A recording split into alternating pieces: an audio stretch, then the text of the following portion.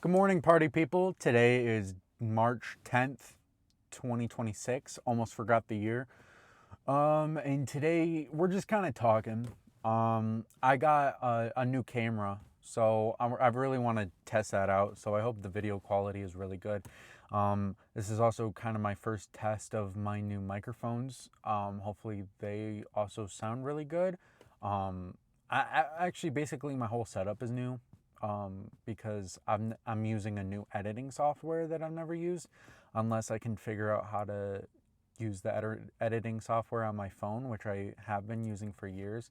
But otherwise, I'm using a free version of DaVinci Resolve, which was way too laggy, which I hope that by updating Windows, that will fix it. But if not, it's kind of unusable because it like the audio track will play, but the video will be stuck at like frame 6, and I needed to be at 30, at least 30 frames per second, and not, I don't know, negative frames. That's kind of fucked up. But yeah, so I'm hoping that this all kind of, I don't have to do too much editing, because that the software seems a little finicky. I don't know. I'm figuring it out though. This is the first time I've ever had to record on a camera and a microphone separately and then match up the audio files. So that's like, I don't know if I'll leave it in, but like that's why I did my clap at the beginning to sync the sound. I did it pretty well the first time. I don't know if there's like an auto syncing feature in DaVinci Resolve, but the first time I did it pretty like spot on. And which I was kind of surprised about for how finicky it was. So maybe I just need to get it down one time and then I can just like chug through the editing process. But if I'm talking for like an hour or something, or maybe, or even 30 minutes, it's going to take me hours and hours just to comb through the footage frame by frame, because that's all it gives me is frame by frame. And I don't really know how to fix it. I haven't really looked up much to fix it because I've only had this problem for a couple of hours. Because I got this camera last night. It was kind of like an impulse purchase, because every time I go into Best Buy, it's kind of like I fuck myself over financially, because I start girl mathing everything away, and he almost got me spending $680 though. I've knocked that down. I was not spending $680 last night. That was So yeah, I got this. It's a Canon EOS Rebel 2, not 2, T7. I've wanted this camera for literally a, almost a decade now. I think it was before 2020 that I was putting this on literally every list that I could, that someone could get me something, even though it's it's almost half a grand. Like, I spent $610 on this. Kind of a ripoff. I might return it, then buy one off of Amazon, because the one off of Amazon is $530, but you still have to pay the $30 in sale tax and then whatever the delivery fee is. But I do have Amazon Prime, so it should be free, but I don't know if it's really worth it, because Best Buy is gonna charge me a stocking fee of $60. I think, but I did get their membership for $50, so I lost $50 no matter what. That's why I'm not possibly not gonna return it, because like I've already lost money into it. I might as well just suck it up, and then, because like I'm really only gonna be getting back $20, $30, and I don't know if it's worth my time and or gas money to do all of that when I already have the camera and I'm just going to get another paycheck next week.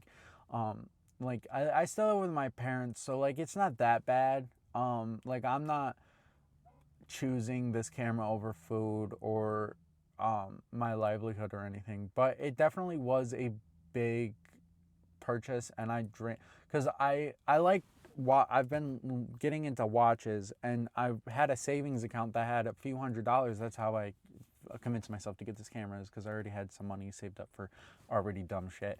But so I told myself that I'm just not gonna get that fancy watch. I'm just going to get this camera because maybe I can turn me just yapping into something a little bit more profitable. Because I don't really know where I'm going with this. My idea is that I want to be a journalist one day. I want to be able to show people an objective way of the world, not the way of the world, but an objective look of the world. And like, of course, I'm gonna have my own biases. I'm gonna have my own personal feelings on things.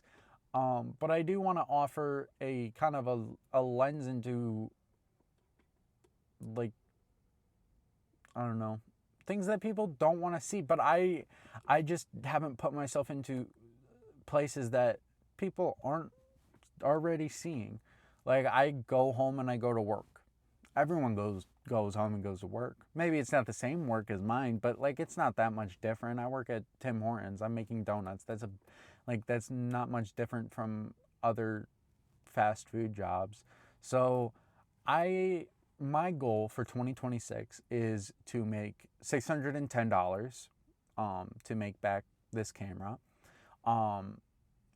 And so that means I need to get at least 1,000 subscribers. I need to have I need 1,000 subscribers, 4,000 watch hours, I think. Which I was getting there in 2025, but then I stopped posting because I graduated and I wasn't with, like, I'm 3 hours away from my friends now. So like, hanging out, and most of my videos were just me hanging out with my friends. So I didn't have really any content anymore. And I got really demotivated and do anything. That's why I didn't want to buy this camera. That's my biggest thing. My biggest fear is that I'm not going to get use out of this camera. That's why I'm sitting in my fucking car in a parking lot. Is because I need to get my use out of this camera, because otherwise I just wasted $610 on a future that I'm not working towards. That it's all my fault if this doesn't work out. Like, of course, there's algorithms and blah, blah, blah, and I could just fucking die in a tornado tomorrow.